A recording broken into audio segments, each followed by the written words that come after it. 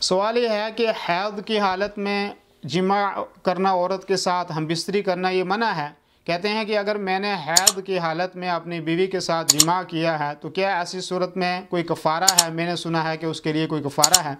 दुरुस्त और सही बात यह है कि हराम है कि हैद की हालत में या निफास की हालत में आदमी अपनी बीवी के साथ हम बिस्तरी करे या जिमा करे। और इसी तरीके से औरत को जब बच्चा पैदा होता है उसको कहते हैं हालत निफास। तो ऐसी सूरत में भी औरत के साथ जो है वो जिमा करना हराम और नाजायज़ है। अल्लाह रब्बुल आलमीन ने कुरान मुक़द्दस के अंदर फरमाया अतज़िलुन्निसा फ़िल महीद कि हालत हैद में औरत से आप दूर रहो, करीब ना जाओ जब तक वो जो हैं वो पाक हो जाएं। तो ऐसी हालत में उनके साथ जिमा करना हराम और नाजायज़ है। लेकिन अगर किसी ने गलती से जो है वो जिमा कर लिया है कि 1 दिनार या आधा दिनार जो है वो सदका करे। अलबत्ता इसमें उलमा का इख्तिलाफ ज़रूर है, लेकिन आजकल के हिसाब से बेहतर है कि आदमी दिनार या आधे दिनार की कीमत लगा ले और फिर उसके बाद जो है वो उसको सदका कर दे।